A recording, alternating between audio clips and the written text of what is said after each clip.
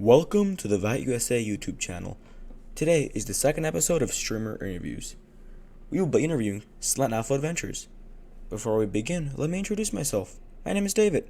I'm an avid aviation enthusiast and an S2 at the New York Tech. Don't forget to smash that like button and subscribe. Hit the notification bell, and let's get started.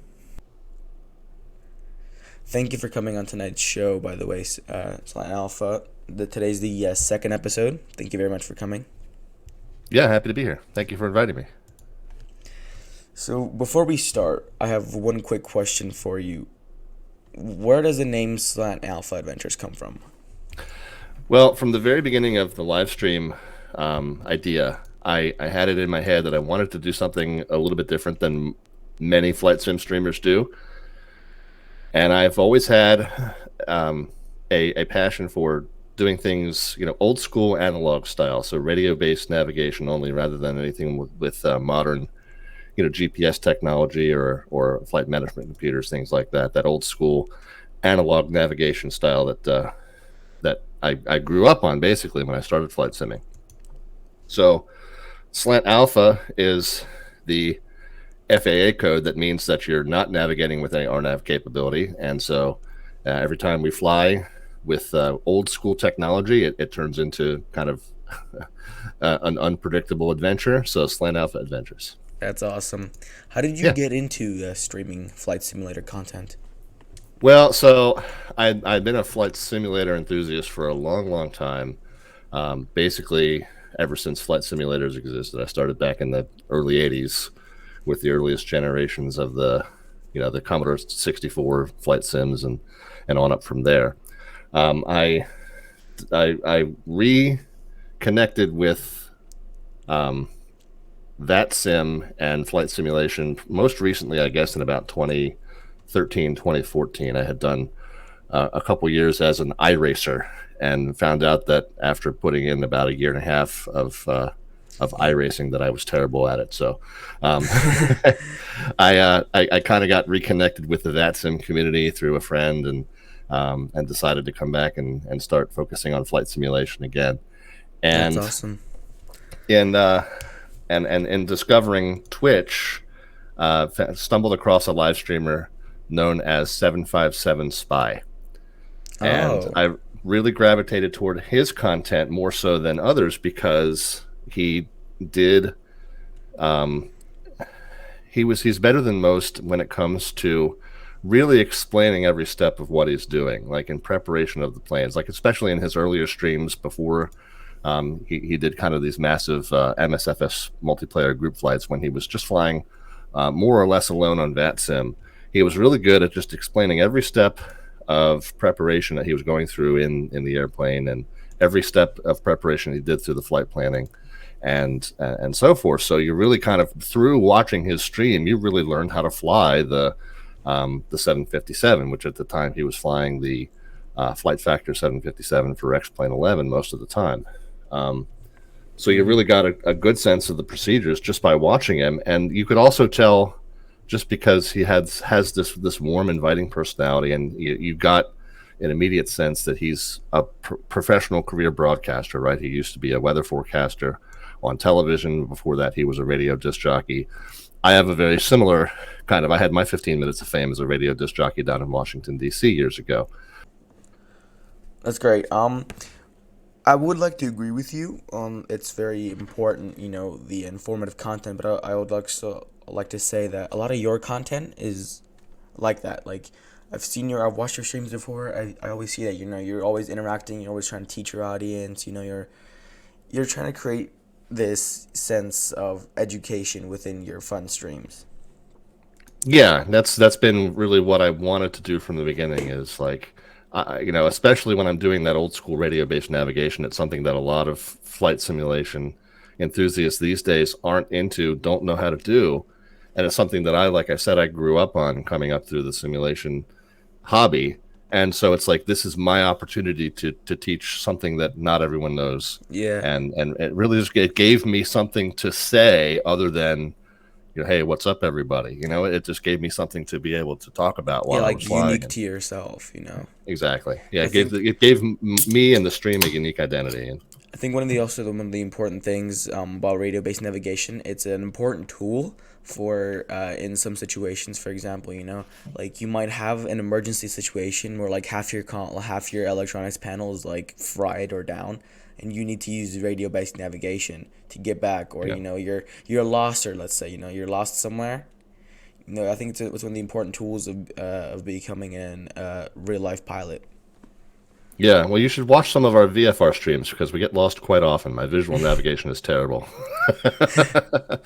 I think the one thing important that you mentioned is that it's a crucial skill if you're going into becoming a real world pilot. But I think it's important to point out that I am not a real world pilot and don't at this point intend to become one. So there are certain things on my stream that I do intentionally water down and gloss over just because I'm not doing it for real. So I think that's one thing. As much as most of the navigation stuff translates into the real world fairly well, the one thing I'm terrible about is when I tune a new station, I'm terrible about making sure I ID it. You listen to the Morse code or you double check the display to make sure that you're tuned into the one that you think you are. Mm-hmm. But then there's other little things like that, other little procedural things that I do kind of gloss over because I came up as a sim pilot learning on my own rather than formal instruction. But most of the navigation stuff translates, but I just, like I said, just for CYA purposes, I'm not a real pilot. I just play one on Twitch TV. So I just watch the streams with that in mind. Can you walk us through a typical stream or video you create?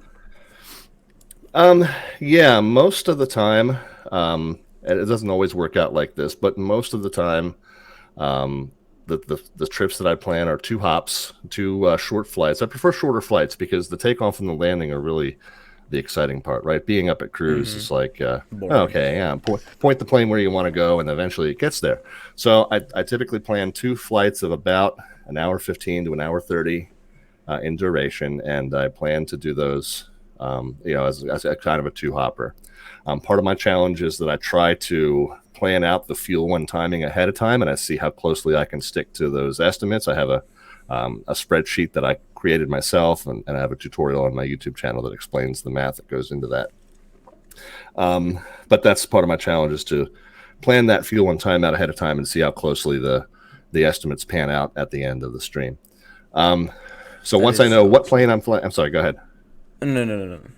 You could continue. I wasn't saying Sure, anything. no problem. But once I know what plane I'm flying and where my origin, stopover, and destination are, then we about say 45 minutes before the stream starts, I'll sit down at the computer, start firing up all the various pieces of the broadcast, all the various pieces of the the charts and planning tools, and start sketching out the routing and start sketching out the mileage and the fuel load and all that stuff. Yeah, By the that's time nice. Yep. Really cool. By the time the stream starts, we've done one last bathroom trip with the furry co-pilots, and then we fire up right at the top of the hour, go over what the plan is for the night, and set to it. That's really, really cool. But what motivates you to stream? So like, what motivates you to stream like 4 or 5 times a week? I'm actually probably 2-3 times a week most times. Oh. But and any more than that, I think probably would trigger the. I would have to invest less in flight simulation and more in a divorce attorney, I think. But yeah, so the 3 times a week is just I love doing that teaching. I'm a teacher at heart. I'm not a teacher by profession, but many and most of the positions I've had in the real world have included some element of on the job teaching, and so I think it comes naturally for me to want to share my knowledge with as limited as it is. I do still feel like I have worthwhile knowledge to share, so that's a motivator.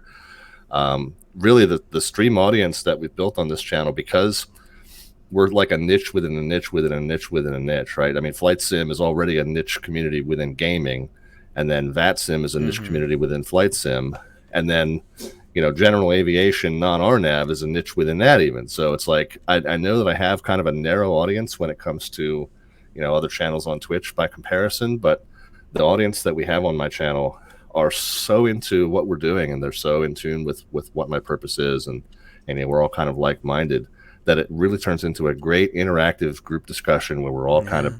bouncing thoughts off of each other. And as much as we say it's, the stream's primarily educational, it's not. It's just us all hanging out, learning together. It's a group activity. Yeah, if the stream is not fun, why stream? Yeah, no, exactly. It's a tremendous amount of fun. So how do you balance streaming with other responsibilities or commitments? Well, that's probably what I'm the worst at. Um, I think the key thing that I said earlier was I limit it to 3 times a week. So if there's something special coming up, like across the pond or a 24 hours of VATSIM event or something that's outside of my normal show schedule, just out of respect for the time that I spend with my wife, I will adjust the show schedule so that I drop one during the week in order to do one during the weekend and so forth. So I do try to keep the time I invest balanced in that way. If there's some things, like some off stream things that I need to do to, like, update my sim, or install new controls, or test something new, or things like that, oftentimes I'll drop a show from my schedule in order to make time to do that, so that I'm not taking more time away from my family. So I really do try to stick to that 3 evenings a week, or 3 periods a week kind of schedule. But Yeah. it's tough. That's the one thing that I think is the hardest part, is managing the time investment. Yeah, but I also think that time, like managing that time investment, is one of the important things of being a streamer, because you have to balance, your real life and then the streaming career that you have. Hmm. You have to Yeah. make sure they're in balance, or something will not be right Yep. on one Yeah, side. indeed. We're often enough, a work commitment or a personal commitment will pop up, and we'll have to drop a stream night. I generally aim to do 12 shows a month. That's kind of my target. Doesn't always work out. Mm. So, um, I have I think one of the most, like, controversial questions on the VATSIM network. Okay. Boeing or Airbus? Well, being someone who's grown up through old school, low technology stick and rudder, I have to say I'm a Boeing guy. Awesome. Airbuses are really cool, and flight automation is amazing, and the concept of fly by wire allows the technology to do a lot for the pilot, and the pilots that are friends that I've made through the community that Hmm. fly Airbus. Man, they say they're a dream to fly, and I bet they are. Um, but I just came up with this more of a philosophy of organic, stick and rudder flying. So that lends me more to be a Boeing guy than an Airbus guy. That's awesome. So, what is your favorite GA plane to fly in? Um, well, it varies, but I would say, like, just nostalgia wise, I've always had a thing for the DC-3. Oh, okay. Um, Interestingly, I'm not regularly flying that new default DC-3 in flights in 2020 yet. I haven't really kind of spent time getting to know it. I've been flying a similar but smaller plane, which is the Boeing 247D, which is like Ah, almost like a earlier generation airliner than the DC-3. But I think by and large, the stream really centers around the DC-3, and initially when I started wanting to stream, it was going to be focused on the DC-3, and then that branched out from there. But I mean, that's the piece of equipment that gave genesis to the modern airline mm-hmm. industry, right? Yeah. It was the first airliner that was affordable enough to own and operate, that you could do it and make a profit just based on ticket sales alone, without needing government subsidies or postal contracts or whatever. So really, without the DC-3, you don't have modern airlines. And so it's always had a soft spot in my heart for it. Yeah, that's awesome. But what airspace or airport do you like to fly in the most? Like your favorite airport to fly in? Oh, well, I don't know. That's tough to nail down, because I think for me, and one of the things I like about flying more general aviation than airliners, is the fact that you go to so many different and new places. Now, I do typically stay within the U.S. for the most part, um, because the free online availability of charts and plus Yes. it's my home country. I'm just familiar with the procedures. I will say from an international airport standpoint, I would say I got to go with one of my home fields of Washington National Reagan. Mm-hmm. Not only do I control there a lot on the VATSIM network, but it's a tiny little airport wedged in the middle of a city that it's got no business in being in, right next to extremely sensitive airspace. So it's very challenging to get in and out of. So from that regard, it's a lot of fun to work with. And then from a general aviation standpoint, I think one of the places that I like going back to over and over again is the San Juan Islands up in the Pacific Northwest, just outside Oh, okay. of Seattle, north and western Seattle. There's a lot of little private strips scattered around in those islands that are real fun. We've visited and revisited that area probably 3 or 4 or 5 times on the stream, and it's a great place to go back to.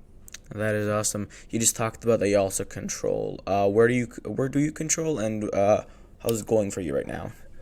So I am a member of the Washington ARTCC and within VAT USA. I started. Well, I originally started. I think it was like 2015, and I did a very short stint. I got my S1, my ground controlling, and Mm-hmm. I did it a couple times, and I did one event, and I don't know, like the people that were part of the organization back then, that kind of rubbed me the wrong way. I didn't really gel with them. In 2018 there had been a lot of turnover, and I decided to give it a try again. And the crew that had taken over in ZDC in the Mm-hmm. intervening time, fantastic bunch of people, and I really connected with them quite well. So I basically started from scratch at that point, and went through the process of re-earning my S1, even though I technically still had it. But I started from scratch just from a training standpoint. And then, so I've been a ground and then tower controller within ZDC for just about 4.5 years. And then I just this past year finally decided to go ahead and get my radar certification. So Mm-hmm. just started controlling approach and departure on stream. And there's only one major sector that I'm certified for at this point, but have done that a handful of times on the stream now. And really now that I'm a little bit more comfortable and familiar, it's more fun. It was very stressful, the training process, which we also streamed. We got Mm-hmm. permission from ZDC to stream that. Oh, that's cool. Um, yeah, so it was fun, and it was very stressful, and it was a little nerve wracking. But the deeper I got into it, the more confident I got, and it's really been the next level up for me. So I'm enjoying that. But at my heart, I'm most comfortable and have the most fun when I'm controlling a very busy tower. That's awesome. But as a controller, what do you think about controlling? Is it fun? Is it not fun? What do you think about, like how do you deal with bad pilots or pilots that are misinformed? Well, you run into that less at the local level than you do as a radar controller or a center controller, and especially the center guys that work top down, and they're basically handling all the duties from en route control all the way Mm-hmm. down to the ground. Um, it requires just a ton of patience, and I think that's been for a long time brewing. One of the biggest sticking points about VATSIM is that controllers have to go through tons and tons and tons of training in order to do what they do, and pilots do not. And VATSIM needs to remain at its heart kind of open to everyone, but I do think that the push in the direction of pilots need to have at least some semblance of knowledge before they connect Mm-hmm. is a good move. I mean, back in the time when I first joined VATSIM in 2010, it just had this reputation of, hey, don't upset the controllers, know what you're doing before you connect, because you're going to get yelled at. Well, I think it's for a multitude of reasons within and outside of the community, we've moved away from that. Like, okay, you can't yell at somebody if they don't know what they're doing. Okay, well, fine, but if they don't know what they're doing and they're being a disruption, you have to be able to deal with that. So, um, Mm-hmm. it does take a lot of patience to deal with that in a professional manner, but you still need to be able to tell somebody, okay, if you're not able to comply with this instruction, there's going to be a delay. And they either disconnect out of impatience, or they sit there and wait for you to be able to have the time to hold their hand, and sometimes that's what it takes. Yeah, I do agree with you that controllers are a lot more patient now and a lot more understanding. I also don't think that comes from the overall training system. I think in VATSIM overall it's changed towards, teaching controllers to be a lot more patient, and if, there's somebody that like doesn't understand what they're doing, either help them out or, tell them, hey, you're doing this wrong, or just like reach out, try to help them out instead of yelling at them on frequency. Try to be a lot more Yeah, professional. I certainly agree with that, but I also think that there does have to be, some standard Oh yeah, of of pilot course. knowledge or pilot's ability to comply with basic instructions. Yeah. Um, so I think that, a push in that direction it's been slow, but it's baby steps in the right direction, and eventually we'll get there. But I do think that, bringing forth more educational tools um, and more resources for pilots to understand what they need to learn in order to, have success on the network, and really just, encouraging pilots to make better choices about where they make their first handful of flights, Mm-hmm. rather than looking for busy event. Oh, Yeah. there's lots of traffic there. I'll try there. That'll be fun. No, it won't be fun. It'll be fun if you know what you're doing first before you dive into a busy That event like is that. very So it's just true. encouraging folks to make good choices about how they dip their toe into the water. I think will go a long way. Yeah. Also, I think one of the biggest thing is it's that a lot of people, when a lot of new people that join the VATSIM network, they don't know what they're doing and they just hop on a network and they just spawn on a spot up on an airport, and then they Yeah. just like completely mess things up. But I think it's also, one's duty, like one controller's duty to, at least try to help the person understand what's going on and how the VATSIM network works. Yeah, I think if you're a controller and you're dealing with someone who is having trouble and is causing a disruption, there's a fork in the road. There's two paths. Path number one is you act like a jerk to them and you scare them away, and they disconnect and they get out of your way. Path number two is you encourage them to find the resources they need so that they'll come back a better and more competent pilot in the future. Hmm. Before we end here, I have one last question for you. Yep. What is your number one piece of advice for new pilots that are coming onto the VATSIM network? Well, I think it goes back to what I said a moment ago, but it bears repeating, so I'll say it again, which is be smart about where you make your first handful of flights on the network. There's lots of great tools. Map.vatsim.net is one. Um, VatSpy is a separate app. That's another one. But when you look on those apps and you see where is air traffic control online at the moment, don't just instantly go, okay, that's where I'm going to fly today, because if there's a published event going on, if there's hundreds of arrivals and departures happening at the same time in the same airspace, that's not going to be a good experience for a brand new VATSIM pilot. So look for those sectors where there's a controller, but there's not a massive amount of traffic. And if you're looking for a space that you think is, that you want to be quote unquote guaranteed coverage, what you might do is look for the event calendars, the VATSIM event calendar or the VAT USA event calendar. Look for those events, but then load up in an adjoining sector, because a lot of times the sectors next to the published events will be on, but Mm-hmm. they'll have significantly less traffic. So that might be an opportunity for you to plan a flight ahead of time, knowing that there's a good chance there will be coverage on, but you won't be in the thick of the chaos. And I think you have a much better experience if you dip your toe in the water slowly, as I mentioned before. Thank you very much for that piece of Yeah. advice. Uh, Thank you very much for coming today. It's been very fun chatting with you. Thank you for sharing your stories and where you came from. Yeah, appreciate it. And hope to see you guys soon over on twitch.tv/slant alpha adventures, Mondays, Wednesdays, and Fridays at 7 p.m. U.S. Eastern Time. Yeah, Hint, thank you hint, for plug, coming. plug. This was You're our welcome. second episode. Thank you very much for coming.